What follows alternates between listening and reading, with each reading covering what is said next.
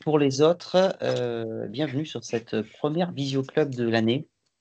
Donc, pour les nouvelles personnes, je suis Stéphane Casteran, je suis le secrétaire général de la fédération. Très heureux de vous accueillir sur cette Visio Club.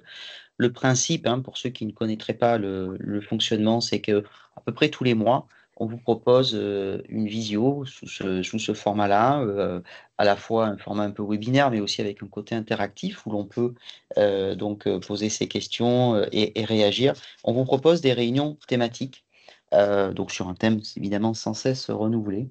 Ce soir, c'est, vous l'avez compris, sur les activités parasport. Et donc, on est très heureux de vous accueillir sur cette thématique-là, puisque la fédération s'est engagée dans cette voie il y a maintenant quelques mois ou un petit peu plus d'une année, de manière très concrète, avec déjà des initiatives aussi qui existaient sur le terrain, mais avec une vraie volonté, dans le cadre de notre projet d'Olympiade, de passer à la vitesse supérieure. Et donc, on est très heureux aujourd'hui de vous accueillir aujourd'hui. Alors, je vais très rapidement laisser la parole à d'autres intervenants qui vont pouvoir alimenter nos échanges. Déjà saluer l'équipe d'élus, ou du moins une partie de l'équipe d'élus du conseil d'administration de la fédération. J'ai vu Valérie Cerda, j'ai vu Monique Kiriban, notre trésor général, Myriam Frélézot, Philippe Manguette, Johan Labreux, Fabien Falin, j'ai vu Marie-Claire Loralec également, si je ne me trompe pas. Et puis, remercier également de leur présence Agathe Bidobay, qui va être à la manœuvre ce soir, donc qui est chargée de mission en charge du parasport en particulier, mais pas que d'ailleurs, hein, sur notre fédération, mais des missions un peu plus larges encore. Et puis également Thierry Cadet, qui est le responsable du pôle développement et territoire. Et puis l'intitulé n'est pas tout à fait bon, mais désolé Thierry. L'idée y est en tout cas. Et puis Florent Philippe, qui est notre responsable des affaires institutionnelles également, qui vont nous accompagner également donc, tout au long de la soirée. Voilà, merci en tout cas d'être présents nombreuses et nombreux ce soir. Et Agathe, sans plus attendre, je te propose de démarrer en te donnant la parole. Bien, bonsoir à tous. Donc, pour ceux qui ne me connaissent pas, je travaille en effet à la fédération depuis fin 2022 avec pour mission, entre autres, développer le parasport. L'idée de cette vidéo, c'est de vous présenter. Voilà, de vous présenter. Alors, pardon, j'essaye de mettre le partage d'écran au mieux. Deux petites secondes. Hop, voilà. Si j'y arrive, et je n'y arrive pas, bien sûr, c'est toujours dans ces moments-là que ça ne marche pas. J'arrive, excusez-moi. Les problèmes techniques du moment. Voilà, c'est bon.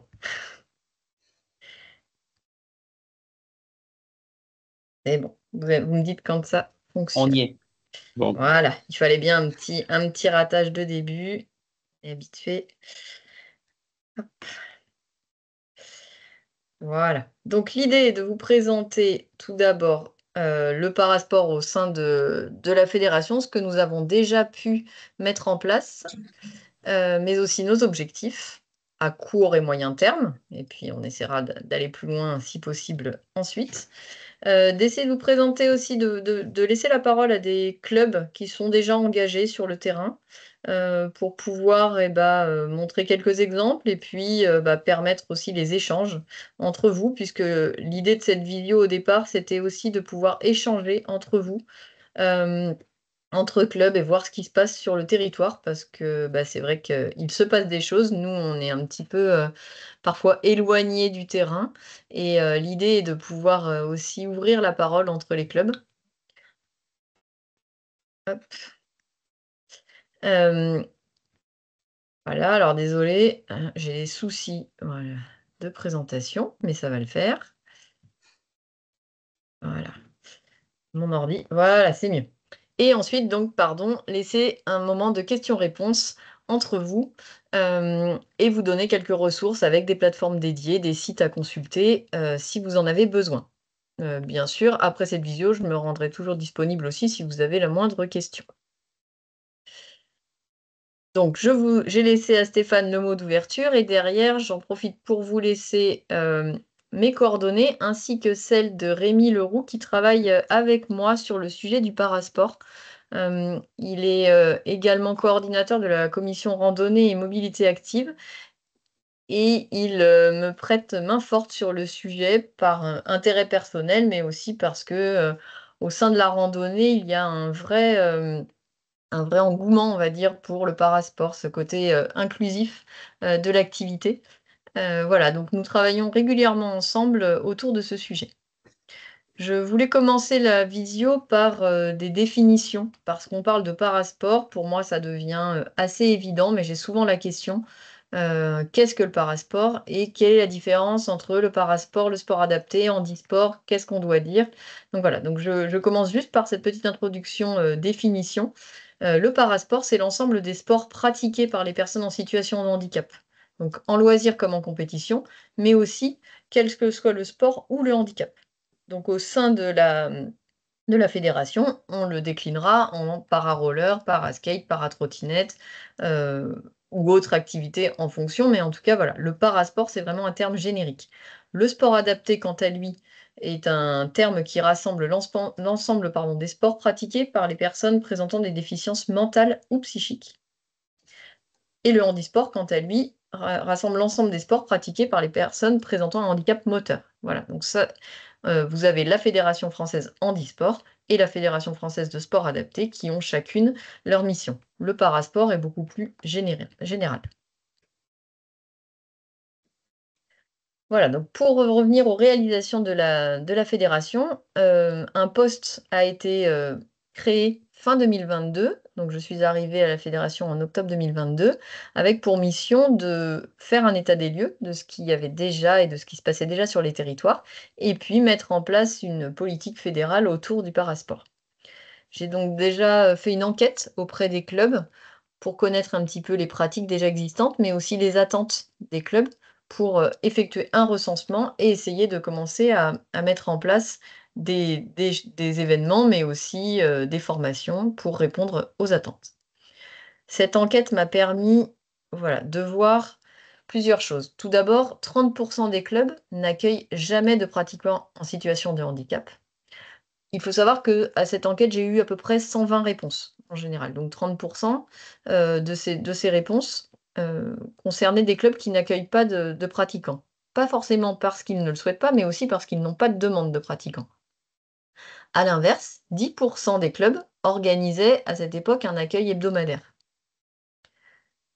Ensuite, pour ce qui est de l'encadrement, on s'est rendu compte que 60% des encadrants n'avaient jamais suivi une formation spécifique à l'accueil des personnes en situation de handicap. Ce qui est quand même assez énorme, mais pour autant, les gens essayaient de faire avec ce qu'ils avaient. En réponse à mon enquête, beaucoup de clubs m'ont fait parvenir l'idée que vraiment il nous fallait des formations adaptées pour permettre aux encadrants de se sentir plus à l'aise avec l'accueil des personnes en situation de handicap. Par ailleurs, les clubs m'ont évoqué l'idée que la plupart des équipements étaient facilement accessibles. Pas forcément à tous les handicaps, mais en tout cas, beaucoup de gymnases ou beaucoup de structures permettaient aux personnes en situation de handicap d'y venir. Par contre, seulement 30% des clubs étaient à l'époque en relation avec des associations ou des établissements spécialisés dans le champ du handicap. Et on sait que c'est là aussi qu'on va aller trouver souvent un vivier de pratiquants. Il est plus difficile pour les personnes en situation de handicap de venir d'elles-mêmes dans un club et c'est vrai que souvent le lien qui se fait entre un club et un établissement permet une meilleure relation et un développement des activités. Enfin, comme je vous le disais, par rapport à la formation, 70% des clubs m'ont dit qu'ils étaient intéressés par des formations autour de l'accueil des personnes en situation de handicap et aussi autour du matériel spécifique nécessaire pour certaines activités.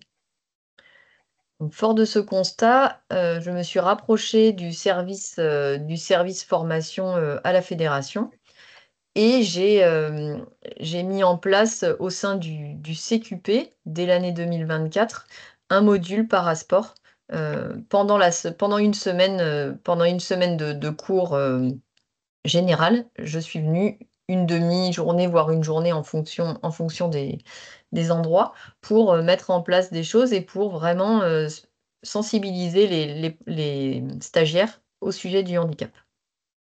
Dès 2023, j'ai aussi affilié la fédération de roller et skate au comité paralympique et sportif français grâce à l'accord de notre président pour que nous soyons vraiment entrés dans le réseau des fédérations sportives actives au niveau du parasport.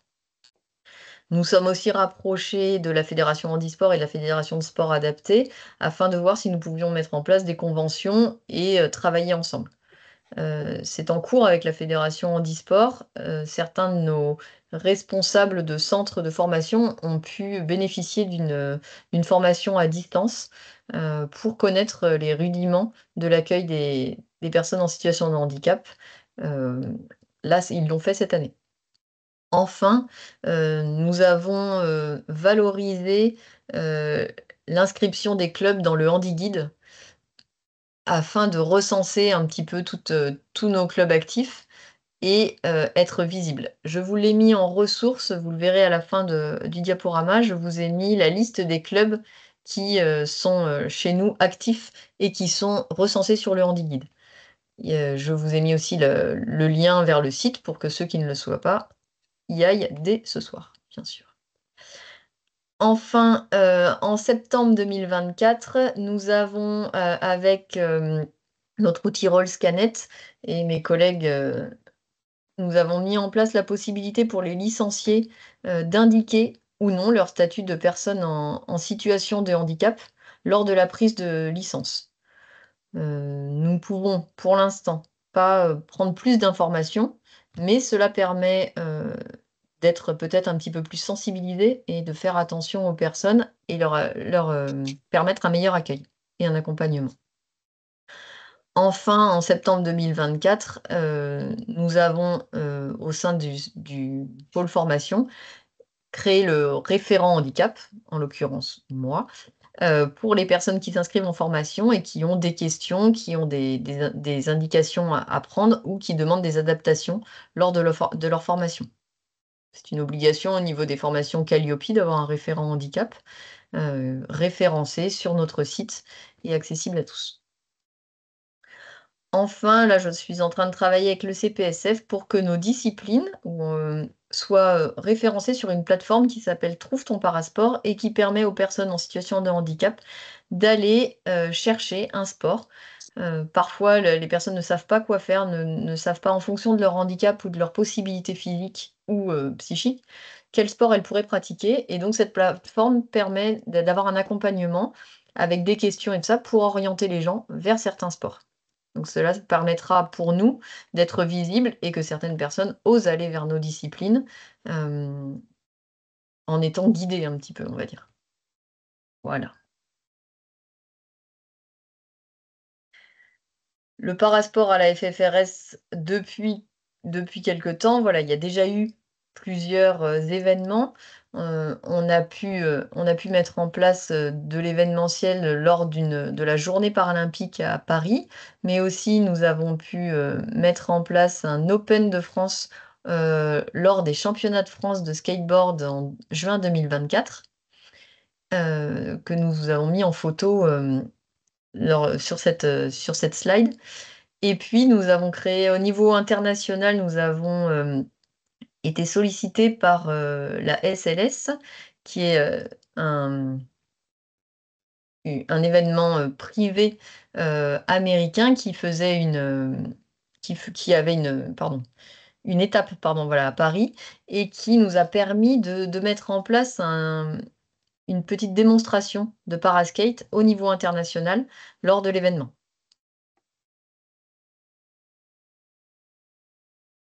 Je souhaitais que Mathias Thomer, qui est de la c'est pour ça que je suis un petit peu perturbée parce qu'il n'est pas là, semble-t-il, de la Ligue Île-de-France puisse nous parler de ces événements.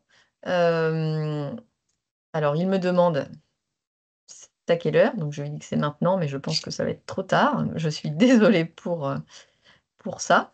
J'aurais souhaité qu'il puisse nous parler un petit peu des événements, car il a été là souvent sur ces événements en tant que speaker, en tant que personne accueillant aussi. Il a été aussi à Paris lors des Jeux olympiques, où nous avons pu mettre en place une démonstration de paraskate. Et c'est vrai que je trouvais intéressant qu'il puisse partager avec nous ces événements. Alors, vu qu'il n'est pas encore connecté, bah voilà, il est connecté, donc on va lui demander de prendre la parole rapidement pour qu'il puisse nous en parler.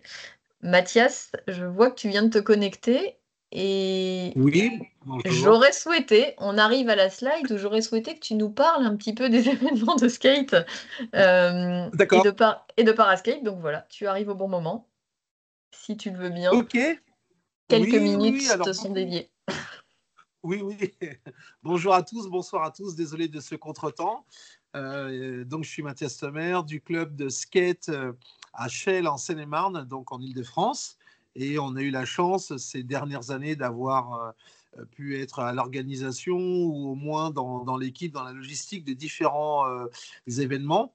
Euh, pour vous résumer les événements sur lesquels nous participons, ça pouvait aller des événements de type semaine paralympique, où on a accueilli des scolaires qui avaient dans leur classe à minima 2 ou 3 enfants avec un handicap. Ça, c'est les premières choses qu'on ait pu faire là récemment. On a également pu démarcher des écoles ou des CESAD ou des IME. Alors, je ne sais pas si vous connaissez les termes.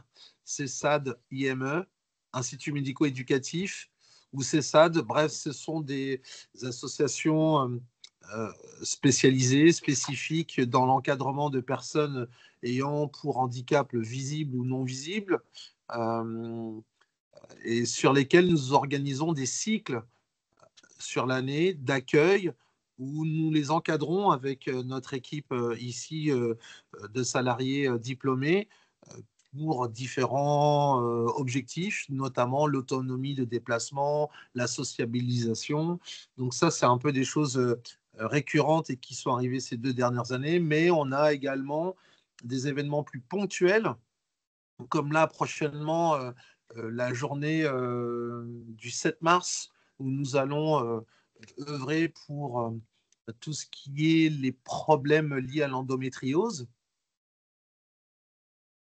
On a ça, c'est directement donc au club. On fait une soirée dédiée à ce, à ce handicap qui est non visible, autour de conférences, de débats, mais également d'animation skate, ou pour mieux informer les adhérents ou les non-adhérents. Pardon?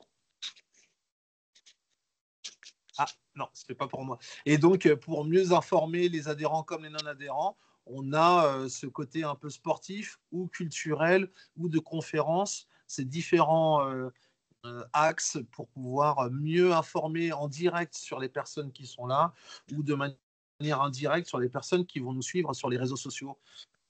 On a, alors j'essaie de balayer rapidement tout ce qu'on peut faire. On a Je voulais également, profiter de oui, ta double casquette aussi sur le paraskate et les événements que tu as pu aussi ouais.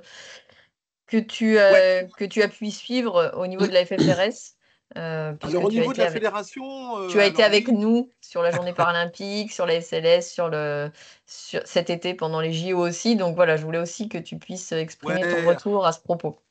avec grand plaisir. Alors, j'ai eu la chance d'accompagner Agathe sur des événements plus nationaux et là et internationaux. Donc, pour ce qui est de la SLS, la Street League Skateboarding, c'est une compétition qui se veut mondiale et qui s'est déroulée à l'Adidas Arena à Paris au mois de février l'année dernière, et qui a ramené, qui a touché à peu près 8000 spectateurs sur site, et puis après des centaines de milliers sur les différents réseaux sociaux.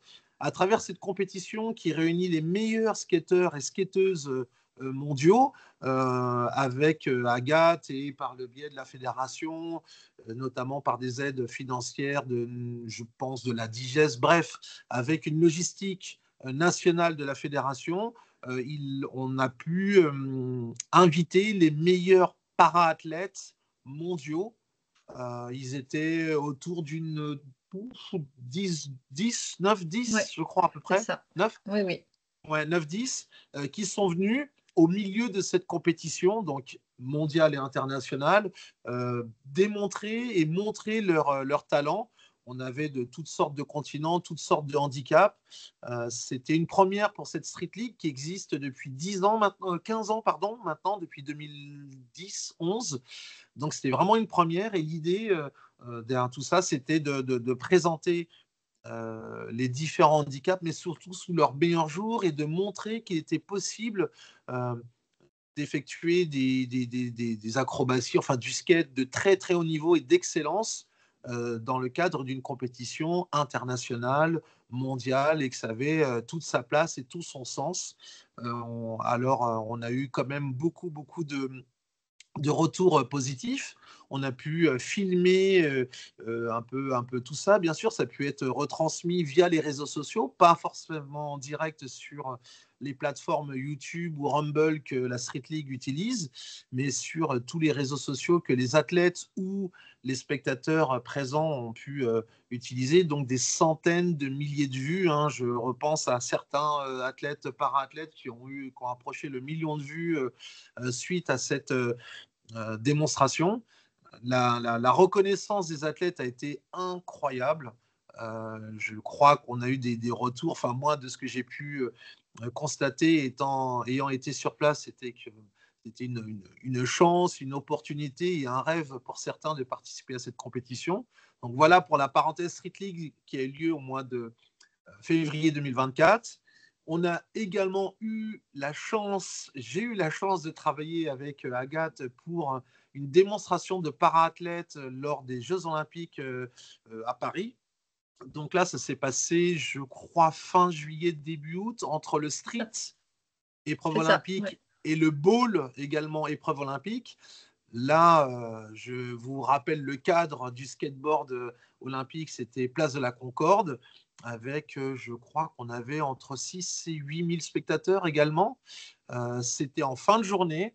Et là, pareil, le même dispositif, les meilleurs para-athlètes mondiaux présents pour montrer leur talent auprès des spectateurs qui étaient sur le site de la Concorde, spectateurs toutes disciplines confondues. Il n'y avait pas que des spectateurs skate, parce qu'à la Concorde, il y avait 4 disciplines, le breakdance, le basketball, le skateboard, et j'en ai oublié un, breakdance, basketball, skateboard et BMX. Et BMX, oui. donc, ces spectateurs étaient invités en fin de journée, au début du sunset, j'allais dire du coucher de soleil, à rejoindre gratuitement l'aire de compétition de skate. Et ils ont pu voir cette démonstration de para-athlètes qui a été assez grandiose, assez extraordinaire pour tout le monde, que ce soit les spectateurs, pour nous à l'organisation, comme pour les athlètes. Et là, bon, les retombées n'ont pas pu être sur la télévision puisque ce n'était pas retransmis en direct, mais toujours pareil via les réseaux sociaux, ce qui nous permet de dire à la conclusion de ces 2 gros événements nationaux que l'on tient le bon bout, qu'il y a beaucoup de travail encore pour pouvoir arbitrer, j'allais dire, de pouvoir proposer un format adéquat en fonction des différentes handicaps.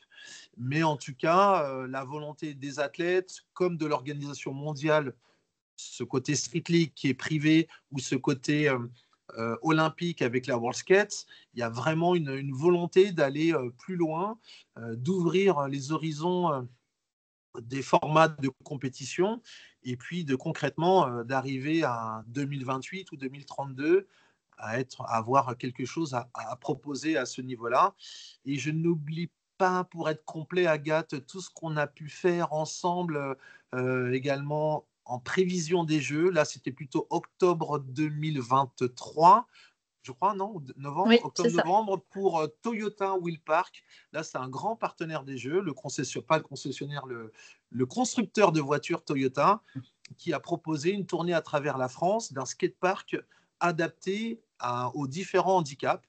Et la première date étant au Palais de Tokyo, à Paris, en face de la Tour Eiffel, et également Place de la République, où là, on a pu y participer en tant que fédération, en tant que ligue, pour pouvoir accueillir tout le public qui était présent sur cette journée à Place de la République, sachant qu'on les a mis un peu en condition de différents handicaps. On était plutôt orienté sur la cécité visuelle ou sur non, cécité, surtout cécité visuelle, pardon. Et puis aussi, bien sûr, le wheelchair, alors comment on peut appeler ça, le fauteuil freestyle. Et là, ça a été également magique. On s'est rendu compte qu'il y avait un énorme engouement et qu'il était possible d'amener cette pratique dit paraskate ou handiskate auprès d'un public qui n'a pas forcément de handicap, qui n'a pas forcément une sensibilité liée à cette pratique-là, mais qui peut être intéressé, voire complètement enjoué de pouvoir prendre par instant ces handicaps pour pratiquer le skate. Donc, soit en fauteuil freestyle, soit en CCT. Donc voilà, de mémoire, les trois gros événements. Octobre 2023 avec Toyota, Place de la République. Février 2024 avec la Street League Skateboarding, l'événement mondial à l'Adidas Arena, 8000 personnes. Et puis enfin, la cerise ou le gâteau sur la cerise plutôt, la démonstration olympique Place de la Concorde au mois de juillet 2024. Voilà à peu près. J'espère que je n'ai pas été trop long, parce que j'ai l'habitude de beaucoup parler. Donc, j'ai tout envoyé à Agathe. D'un seul coup d'enveloppe. Merci beaucoup. Les autres vont devoir raccourcir, c'est dommage, mais, je suis désolé. mais non, ça va. Merci, en tout cas, voilà, ça permettait un petit peu de vous dresser un tableau de ce qui a pu être fait. C'est non exhaustif, mais assez représentatif de ce qu'on a déjà pu réaliser, en espérant que ce n'est qu'un début.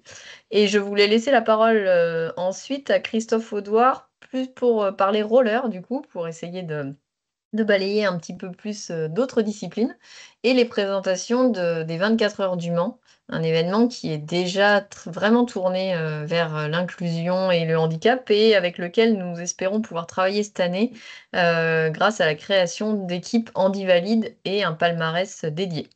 Christophe, je te laisse la parole. Oui, merci. Bonsoir à tous. Pour les 24 heures roller, on a déjà accueilli dans l'événement à 22 ans maintenant, 22e édition, et on a déjà accueilli pas mal toutes ces dernières années de pratiquants avec un handicap. On a eu notamment 2 unijambistes une année qui sont venus pratiquer et qui étaient vraiment ça a vraiment surpris et tout le monde était vraiment étonné de la performance et vraiment, c'est vraiment une très belle année. On a eu régulièrement des personnes en fauteuil roulant, poussées, propulsées par des patineurs. Et donc, donc ça s'est déjà fait. Et on a eu aussi dans un autre type d'handicap, ce qu'on voit à l'écran actuellement, avec les fauteuils. Et puis un jeune, je vois Gabin, un jeune autiste, qui a pu participer parce que sa passion, c'est de patiner. Et donc, c'était vraiment formidable de pouvoir l'accueillir. À chaque fois, on a un règlement qui est assez souple, qui permet les 24 heures, c'est la grande fête du roller chaque année. Et donc, on adapte le règlement et c'est assez souple pour pouvoir accueillir, selon l'handicap des participants, les équipes. Voilà, donc ils peuvent être un des relayeurs, ils font partie ça devient un relayeur de l'équipe, peu importe la façon de pratiquer sur le circuit. Cette année, on a pour objectif de créer une catégorie qui va être transversale. Il y aura avec un classement pour toutes les équipes para-accueillantes et de faire une sorte de classement scratch où il y aura l'équipe qui aura fait le maximum de tours et donc de kilomètres sur 24 heures. Faire un classement de cette façon-là. Et surtout pour mettre en avant au niveau du podium et puis des réseaux le fait de pouvoir accueillir des équipes qui se seront mobilisées pour accueillir, pour inclure dans leur équipe une personne en situation de handicap. Moi, je trouve que c'est vraiment passionnant pour les clubs d'avoir un projet en fin d'année, en fin de saison, mois de juin, juillet. Euh, Ça donne de la motivation pour toute l'équipe, pour avoir quelque chose dans une finalité. Voilà, ils vont pratiquer tout au long de l'année dans les clubs. Et puis, chacun va participer, soit les personnes qui accompagnent ou qui vont pousser en fauteuil roulant. Et puis, à la fin de l'année, avoir une sortie vraiment avec une compétition où tout le monde est bienvenu. Ça a toujours été l'ADN des 24 heures, c'est d'accueillir tout le monde.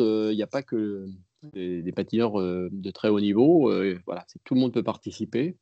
Et voilà, donc cette année, donc ce sera les 12-13 juillet, on aura cet accueil. Et puis on va communiquer prochainement encore plus sur les réseaux 24 heures, puis avec la fédération, voilà, si les clubs ont un projet, on est ouvert aussi à toutes les demandes et propositions. Voilà, on a des questions, est-ce qu'on peut faire ça et comment, et pour les relais, petit à petit, il y aura une forme de règlement qui va se mettre en place. On peut espérer un jour avoir une catégorie dédiée 100% parasport. Voilà, donc je pense aussi il y a un domaine qu'on n'a pas encore des personnes en situation de handicap déjà équipées de prothèses pour courir. Je l'ai vu aux États-Unis lors d'un marathon où il y avait un ancien militaire qui est équipé de prothèses et qui est équipé avec des rollers sur les prothèses. Et donc, je pense que là, il y a vraiment une possibilité d'accueillir beaucoup de personnes qui seraient déjà équipées d'une prothèse et remplacer bien vu au niveau des Jeux Olympiques, les prothèses en carbone. Il y a une possibilité de les adapter et de les visser comme on visserait. Nos chaussures de course sont en carbone. Voilà, de visser directement la prothèse sur les châssis. J'en ai parlé avec un fabricant français de chaussures sur mesure. Il pense que c'est tout à fait réalisable voilà, avec quelque chose d'adapté et de visser directement sur les rollers. Il y a un autre handicap que j'ai vu toujours aux États-Unis, qui pratique beaucoup le roller et qui ne s'est pas encore arrivé beaucoup en France. Ça s'appelle Special Olympics et ce sont tout leur handicap mental. Et ils pratiquent la course, le patinage artistique, ils font aussi du hockey. Et voilà, donc j'ai découvert ça il y a très longtemps. Ça a été créé dans les années 60 aux États-Unis. Moi, j'ai découvert ça dans les années 80 et pour l'instant, j'avais jamais j'en avais parlé autour de moi et je trouve que ce serait formidable de pouvoir développer cet accueil donc Special Olympics, c'est une organisation américaine, mais je pense que ça doit. Comme tu disais tout à l'heure, Agathe, c'est la partie handisport. Alors, je suis perdu tout à l'heure. C'était bien les rappels. Sport adapté pour le handicap. Voilà, sport adapté. Et donc, je ne sais pas quel est le contact qu'il y a entre Special Olympique. Je sais qu'ils ont une grande compétition internationale où tous les pays participent, une sorte de championnat du monde.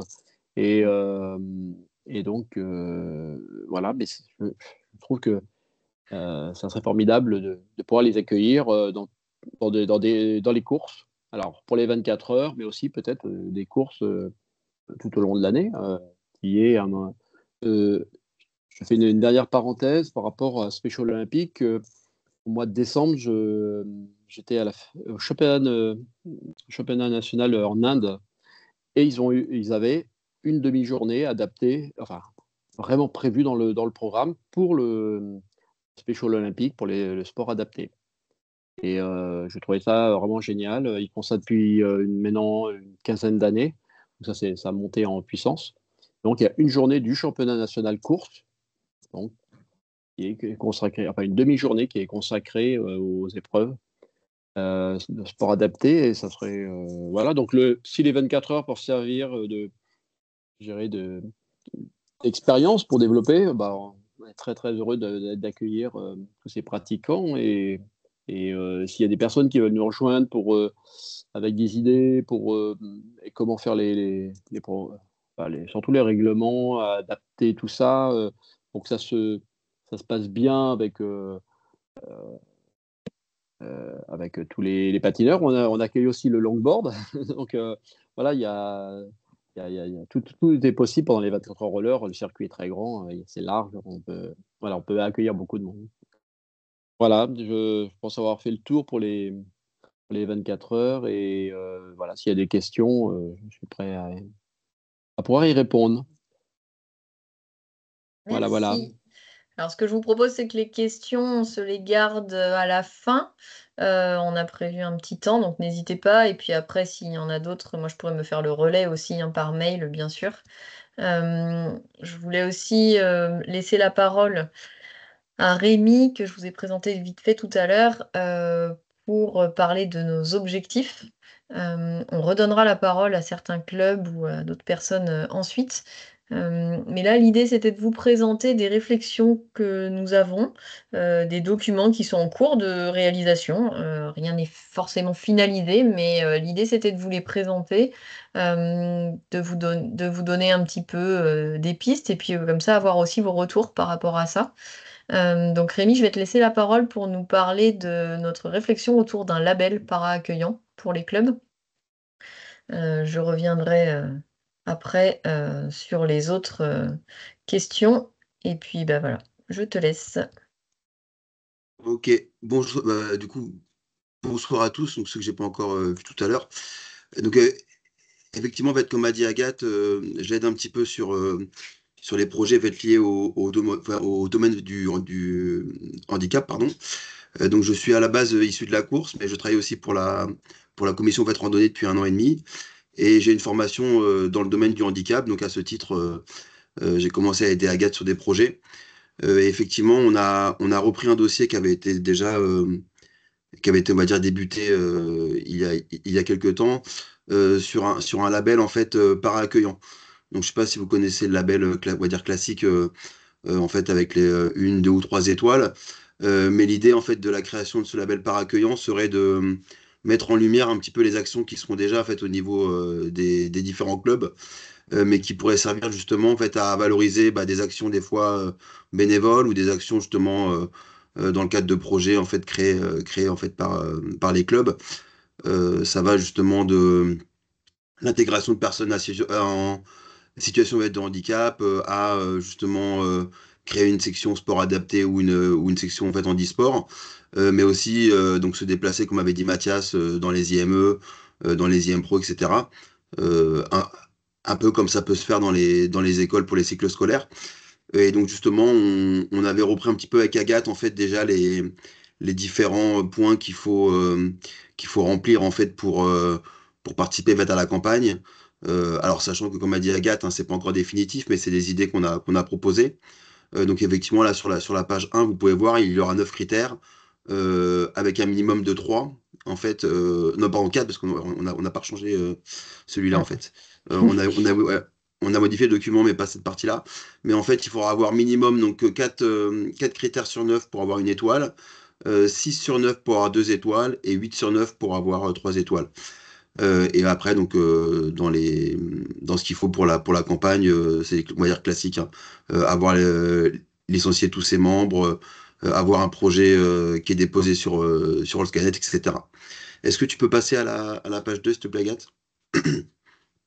Donc en fait, ce qu'on veut aussi mettre en avant, c'est que le niveau 1, on va vous montrer en fait les 9 points qu'on a proposés.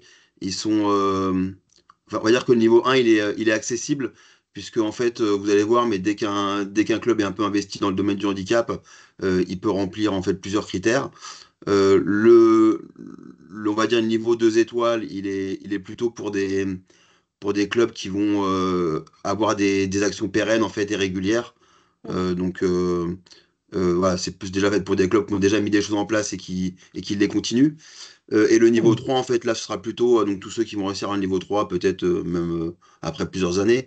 C'est plutôt des clubs qui auront pérennisé en fait des actions, sachant qu'on a commencé avec Agathe à faire comment dire, on va essayer de mettre en place des articles sur des clubs qui ont des projets depuis plusieurs années, et donc pour mettre aussi en lumière ces actions. Et on pense qu'il y a déjà des clubs qui pourront peut-être remplir euh, les critères pour les 2 ou 3 étoiles, hein. Donc c'est pas forcément au bout de quelques années qu'on aura ces 3 étoiles. Et du coup, je te laisse passer à la troisième page. Ouais. Donc pour les points, parce que comme c'est un peu écrit petit, je vais vous les résumer rapidement. Donc sur le point numéro 1, c'est aussi un critère qu'on peut retrouver dans le label classique. Donc il faudra avoir au moins un ou plusieurs moniteurs qui ont une formation fédérale, bien sûr, au minimum. Donc le BIF, BEF. Voilà. Pour la qualité de l'encadrement, on a mis 2 points différents parce que c'est pas tout à fait, enfin c'est même pas pareil du coup. Alors, par exemple, là, le second point, tous les clubs n'ont pas forcément ça, mais moi, je prends le cas de mes clubs, par exemple, sachant que j'ai une formation sur fait, dans le domaine du handicap, par exemple, bah, enfin, mes clubs pourraient remplir le point numéro 2. Donc, effectivement, c'est plutôt des gens salariés ou bénévoles qui auraient une formation STAPS, donc avec APA. Ça peut être aussi éducateur, éducatrice spécialisée, moniteur, éducateur. Là, le certificat en fait, de spécialisation, c'est justement ces diplômes que moi j'ai, donc ça peut être aussi ce genre de diplôme. Ensuite, pour la qualité de l'encadrement, là, c'est quelque chose qui sera, on va dire, il y aura plus de précision en fait, un peu plus tard. C'est une formation en fait, que Agathe va mettre en place donc, prochainement, en fait, normalement. Je ne m'engage pas trop pour Agathe. On va essayer, oui, Voilà. au sein de la fédération. Voilà, je mets pas la pression à Agathe. Pour le point numéro 4, bah, ce qu'on dit tout à l'heure, hein, c'est si le club intervient dans des instituts fait spécialisés. Donc IME, c'est plutôt pour les âges, on va dire enfants, très jeunes jusqu'à, on va dire, adolescence. IM Pro, c'est plutôt pour les adolescents. Foyer d'accueil médicalisé, maison d'accueil spécialisée, c'est adulte et plutôt handicap lourd ou polyhandicap en général. Et il y a aussi les hôpitaux où les clubs peuvent faire aussi des projets. Pour le point numéro 5, là on parle en fait, de mixité. Finalement, ça se fait souvent très naturellement. Il y a pas mal de clubs, on se rend compte, qui, même des fois sans le savoir, parce que les parents ne communiquent pas toujours, en fait, accueillent des enfants qui sont en situation de handicap, ou des adultes d'ailleurs, mais c'est plus pour les enfants où on ne sait pas forcément tout de suite, mais effectivement, ça peut être des enfants autistes, ça peut être des enfants qui ont un léger retard mental. Et puis ça peut être donc aussi bien sûr un handicap physique comme la surdité ou autre. Le point 6, pareil, hein, c'est un point qu'on a proposé. C'est dans l'idée, c'est de, au moins une fois dans l'année, en fait, que le club fasse une sorte de porte ouverte donc, au sein de ces différentes sections ou cours, et puisse effectivement bah, proposer à des enfants ou des adultes en situation en fait, de handicap bah, de pratiquer en fait, l'activité. Pour le point numéro 7, bah, ça se ressemble aussi un petit peu fait, par rapport au sixième point. La différence, c'est que ça va être un petit peu un mix entre le point 4 et le point 6. Et l'idée, c'est de faire des stages, donc une pratique un peu plus régulière, viser un petit peu plus l'encadrement, on va dire, structuré. Le point numéro 8, là, pareil, bah, comme avait dit aussi Mathias, hein, ça peut être en fait, des clubs qui organisent des événements, enfin un ou des événements qui vont promouvoir en fait, le parasport de manière générale.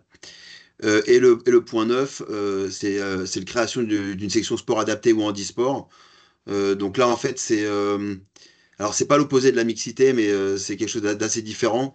Là, l'idée, c'est de créer vraiment un cours qui va être dédié, pardon, donc uniquement en fait, aux personnes qui ont un handicap, du coup.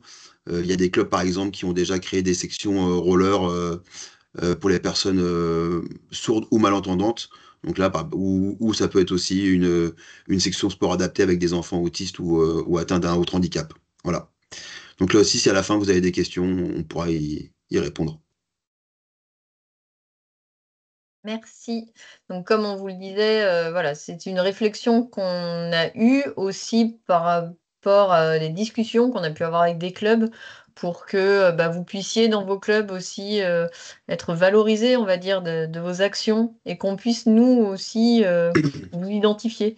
Ce label permettrait pour nous d'avoir une vision un petit peu plus claire de tout ce qui se passe sur les territoires et de pouvoir suivre et valoriser vos actions.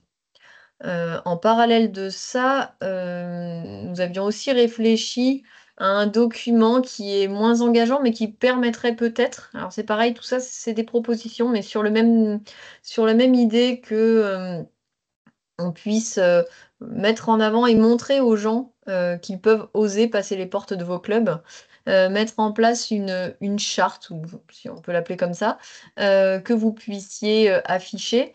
euh, Parce qu'on sait que pour une personne en situation de handicap, souvent ce qui est le plus dur, c'est d'oser passer la porte. Je ne parle pas des gens qui sont en centre spécialisé, parce que là, souvent, ils sont accompagnés vers vos clubs. Mais pour quelqu'un qui est en situation de handicap, et c'est assez souvent sur du handicap moteur, parfois un peu léger, on va dire, où les gens sont dans la vie ordinaire, mais se mettent des barrières parce que clairement, quand on leur dit si, va essayer le roller, va essayer le skate ou va essayer la trottinette, ça paraît être quelque chose d'assez compliqué parce que perte d'équilibre, parce que peur de la chute, parce que pour plein de raisons, les gens ne vont pas forcément oser passer la porte. Et en discutant avec certains d'entre vous, je me suis rendu compte que parfois vous étiez en manque d'avoir une petite visibilité, on va dire. Donc c'est pour ça que je vous parlais tout à l'heure des plateformes Trouve ton parasport, par exemple, ou le HandiGuide, qui permettra de vraiment vous recenser au niveau national et au niveau des instances autour du handicap. Mais peut-être qu'aussi une charte comme celle-ci qui pourrait être mise en avant à l'entrée de votre club, mais aussi lors de vos journées portes ouvertes, lors enfin voilà, de plein d'événements, montrer que vous êtes sensible au sujet, que vous êtes ouvert et que c'est pas parce que il n'y a pas une section spécifique que vous avez les portes fermées, bien au contraire. Voilà, donc tout ça, c'est des propositions, c'est des choses qui sont en cours de travail, qu'on a souhaité vous montrer ce soir, mais qui vont encore peut-être évoluer. Mais on trouvait que c'était intéressant pour vous peut-être d'avoir des documents comme ceux-ci. Alors le label, ira plus loin qu'une simple charte, mais voilà, l'idée c'était vraiment de vous valoriser, de mettre la lumière un petit peu sur vos clubs.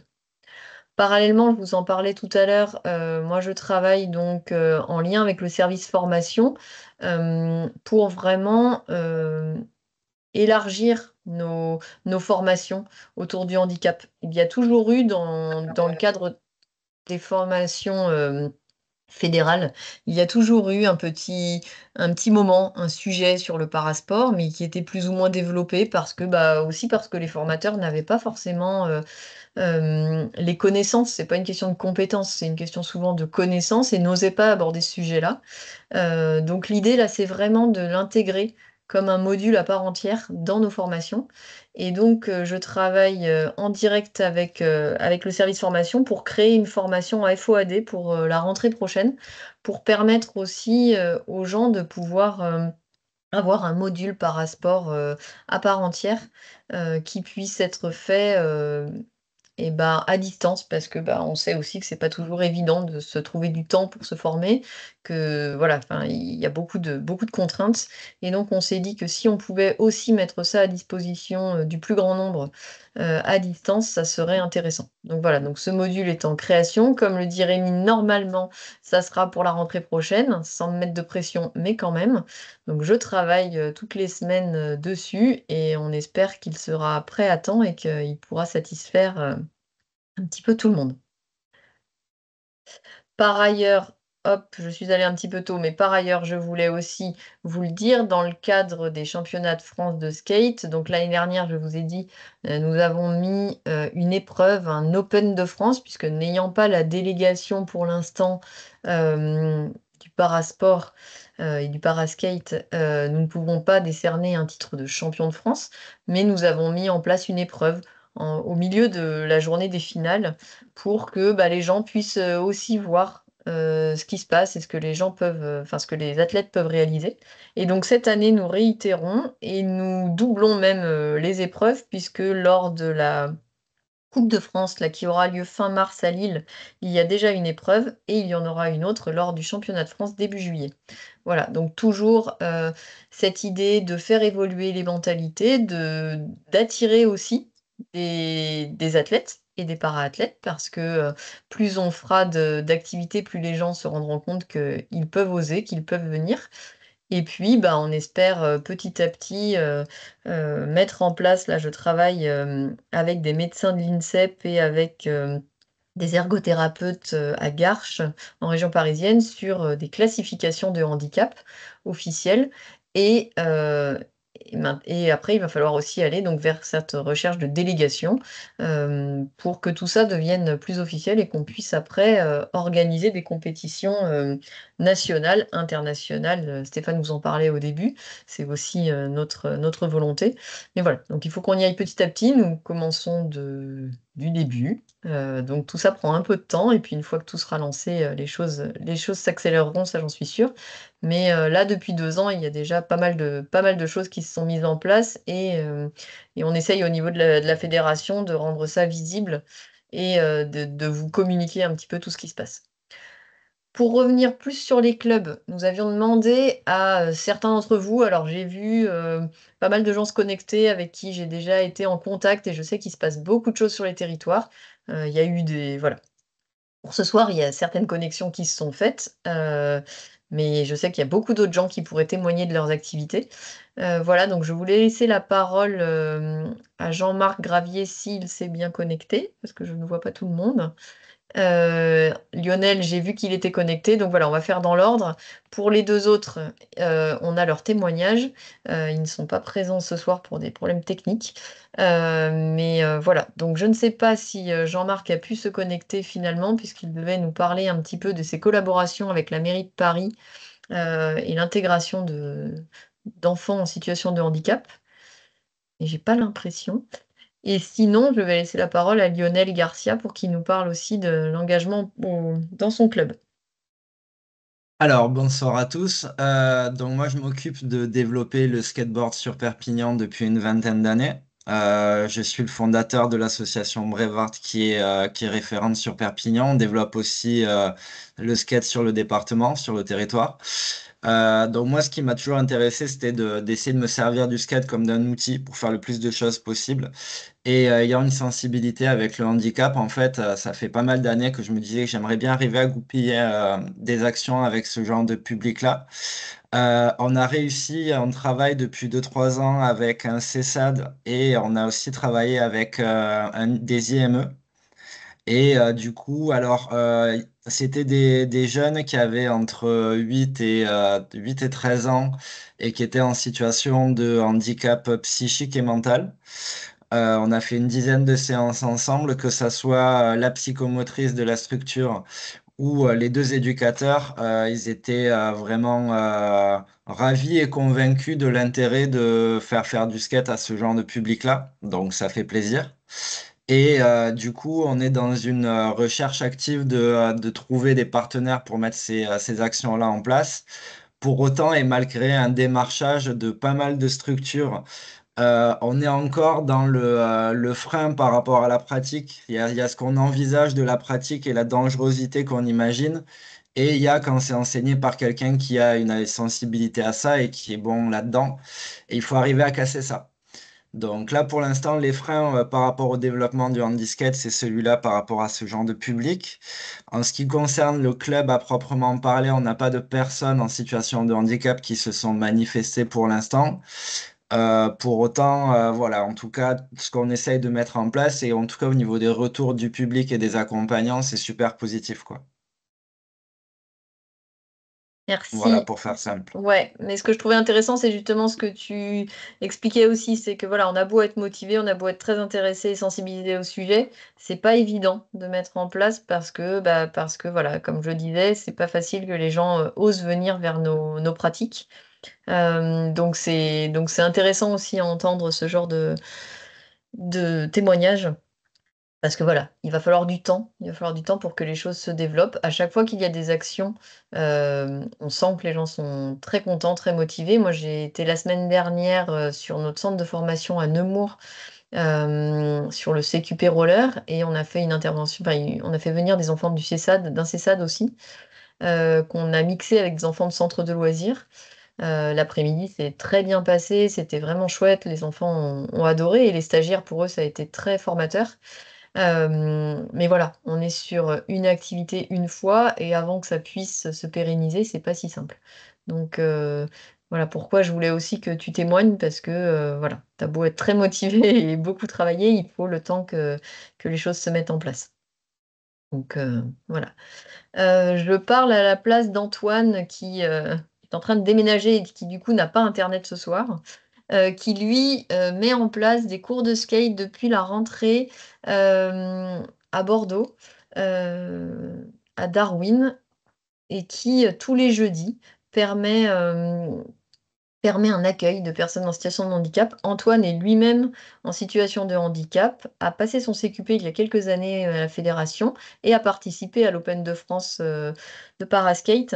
Donc je trouvais que son parcours était intéressant, lui-même concerné, et il en a fait une force, et il devient moniteur de skate pour essayer de développer tout ça. Il travaille, il est en lien avec le Toyota Wheel Park, et il a pu participer à des actions l'année dernière avec eux. Et voilà, donc je trouvais ça assez intéressant aussi de voir que voilà, il se passe vraiment des choses sur le territoire. Alors à Bordeaux, moi, ça m'a permis d'aller voir ce qu'il faisait, de voir que oui, il y a une voire deux personnes de manière régulière, parfois plus, mais en général, voilà, ce ne sont pas des gros groupes, mais en tout cas, il y a un frémissement, il se passe des choses, et le club à Darwin est très ouvert à la pratique, a fait une journée en décembre, une journée de compétition dans laquelle ils ont intégré un moment de compétition parasport. Ils réitèrent au mois de mars aussi. Et voilà, et pour eux, ça semble complètement naturel de mettre un moment de compétition parasport au sein des autres catégories.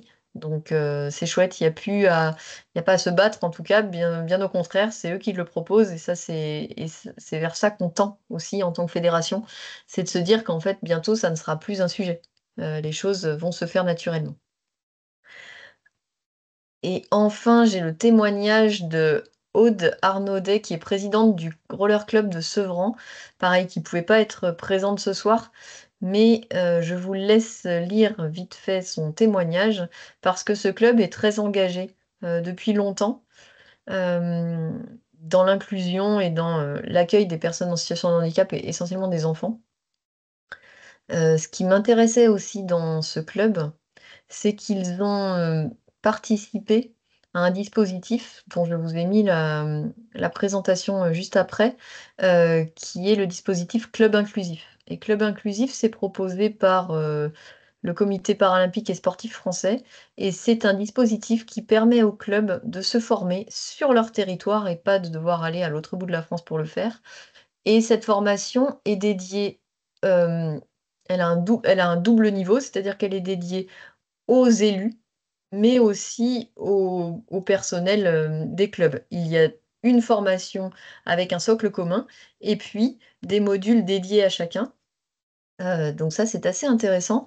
Et en plus, il y a un accompagnement en fonction du projet du club. Il y a un accompagnement par les fédérations, soit sport adapté, soit handisport, en fonction du projet qu'on a et des personnes qu'on accueille, un accompagnement qui est sur à peu près 6 mois normalement, et qui permet de vous aider dans la construction de votre projet ou dans le suivi d'un projet qui serait déjà en cours de réalisation.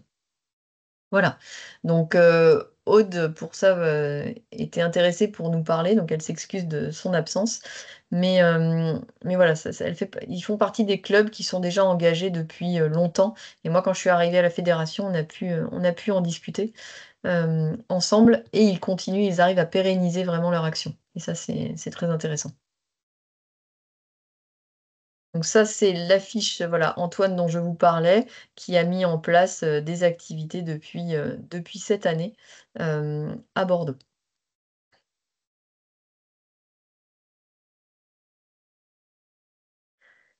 Nous avions mis, lors de la présentation de la visio, nous avions mis un lien pour poser des questions, si vous le souhaitiez. On n'a pas eu beaucoup de questions, on en a eu une essentiellement sur la formation, savoir si les formations seraient prévues au niveau départemental, au niveau régional. Alors oui, si possible, l'idéal pour moi serait d'avoir des référents dans les ligues.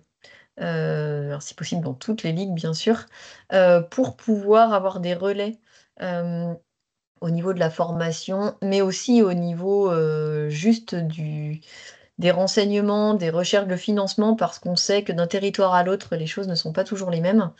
Donc voilà, donc je travaille petit à petit. Moi-même, il a fallu que je prenne mes marques au sein de la fédération, que je rencontre les gens, que je discute avec les commissions également, parce qu'il y a beaucoup de commissions et de sports qui sont intéressés et sensibles au handicap. Là, nous avons parlé de manière très générique du roller, mais c'est vrai que si on va un petit peu plus loin, j'ai été en lien avec le roller derby, avec le hockey luge fauteuil. Enfin voilà, il y a pas mal d'actions euh, pour l'instant qui sont encore parfois dans les prémices, mais en tout cas beaucoup d'interrogations autour des pratiques parasportives.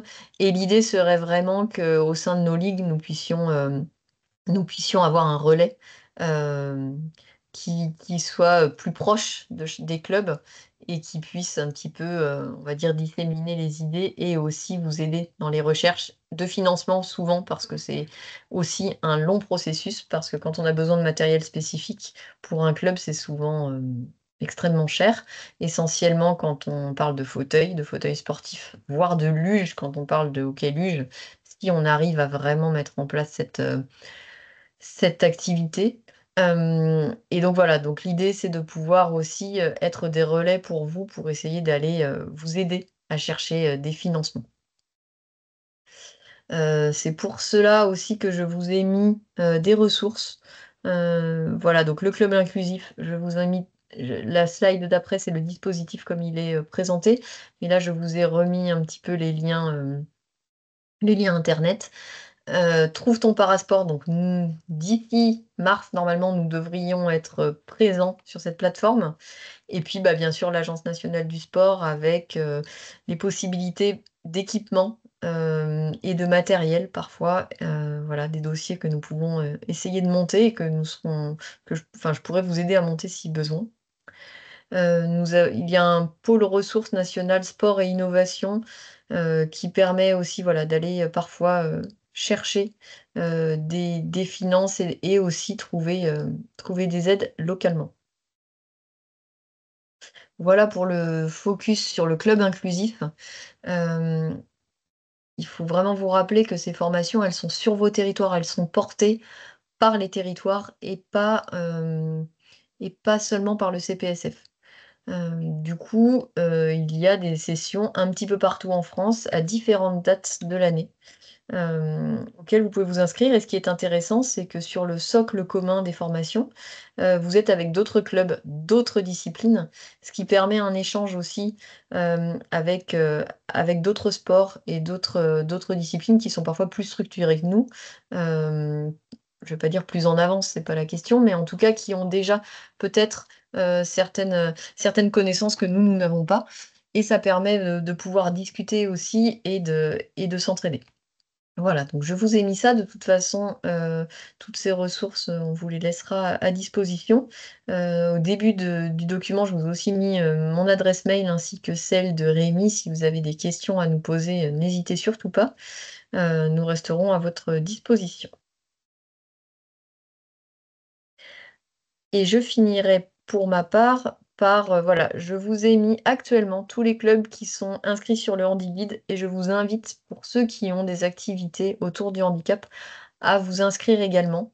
Ce référencement vous permet voilà, d'être visible, mais nous aussi, en tant que fédération, de montrer que nos clubs sont actifs et cela est très important. Voilà. Donc, il y en a déjà quand même pas mal. Moi, quand je suis arrivée, c'était une plateforme qui se reformait. HandiGuide, ça existe depuis pas mal d'années, mais c'était un petit peu en latence. Et puis là, depuis 2 ans, ils ont réactivé vraiment leur plateforme. Et donc voilà, donc nous aussi, on l'a fait. Thierry, dans le cadre du PSF, a bien remis en lumière le Handy-Guide aussi, comme quoi il fallait s'inscrire dans le Handy-Guide quand on avait des demandes à faire au niveau du PSF. Et c'est vrai que voilà, pour nous, c'est important aussi pour rentrer en relation avec vous, pour voir qui est sur le territoire, parce que bah, parfois nous sommes un peu éloignés. Donc surtout, allez-y, c'est assez simple. Si vous avez le moindre souci pour vous y inscrire, bien sûr, pareil, je peux me rendre disponible pour le faire. Je l'ai fait pour certains clubs quand il y a eu des petits soucis, parce que ça peut arriver avec Internet. Donc n'hésitez pas, je serai disponible pour vous aider à ce niveau-là. Voilà pour notre présentation. J'arrête le partage et puis mais si vous avez des questions, n'hésitez pas. Je suis disponible ainsi que bah, Rémi ou d'autres. Voilà, si vous voulez échanger entre vous, n'hésitez pas. Agathe, du coup, il y a Laure qui a réagi là sur les commentaires. Peut-être que tu Ouais. peux répondre parce que j'ai pas exactement fait compris pourquoi en fait, elle peut pas répondre favorablement en fait, aux demandes. Et puis là, j'ai vu qu'il y avait Manu qui avait posé des questions. Alors, je vais lire les questions pendant le temps.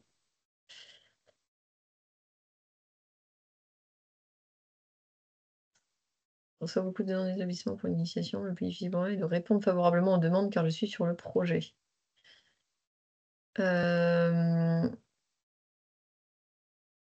Alors, moi non plus, je ne comprends pas trop le sens de la question. Je suis désolée.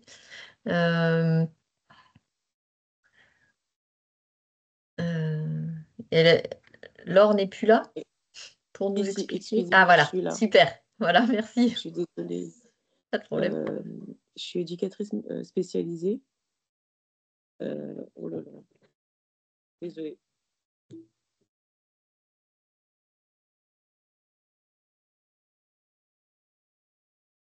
Excusez-moi. Donc, je suis éducatrice spécialisée de métier et j'ai travaillé en IME, IM Pro, enfin tout ce qui est dans le handicap. Et j'ai donné des cours de roller à des enfants avec tous les types de handicap. Et ça fonctionnait plutôt bien. Et donc, j'ai un peu voyagé, j'ai fait pas mal d'établissements. Mon seul problème, c'est que je suis toute seule, en fait. C'est-à-dire que je viens juste de me greffer à la Fédération française de roller, hein. D'accord. Mon problème, c'est que je suis toute seule, en fait. C'est-à-dire, même ne serait-ce que dans mon club, j'ai plus de 80 jeunes avec 14 enfants handicapés. Vraiment, j'ai des autismes, des troubles du comportement, j'ai des TDAH, j'ai des athétosiques, j'ai de tout. J'ai tous les types de handicap. Et mon problème, c'est que bon, je reçois beaucoup de demandes pour des initiations dans les clubs, enfin non, dans les clubs, dans les établissements, même par la mairie, mais je suis obligée de refuser parce que je suis toute seule. C'est-à-dire que je ne peux pas être sur mon club et aller donner des cours d'initiation, que ce soit dans les établissements, comme pour rendre service à la mairie pendant les vacances scolaires. Je sais pas si vous voyez ce que je veux dire. Voilà, Bien sûr. sinon, en gros, ça va, je commence, enfin, je rentre dans le moule dans le sens où à la fin de l'année, les jeunes, ils savent rouler, ils sont en inclusion, c'est-à-dire ils sont en inclusion, ça se passe plutôt bien parce que du coup, il n'y a pas de... C'est-à-dire les parents, ils sont contents parce que leur enfant fait enfin un sport. C'est-à-dire ils sont intégrés parmi un groupe d'enfants. À la fin de l'année, quand ils font le spectacle de fin d'année, quand ils sont dans le gala, on ne voit pas qu'il y a des enfants atteints de handicap. Et les parents, mais ils sont heureux, quoi. Ils sont super contents. Même les enfants, ils sont contents parce que bah, ils ont la même tenue que tous les autres. Ils roulent, ils sont capables de jouer. J'ai aussi des cours de ring hockey.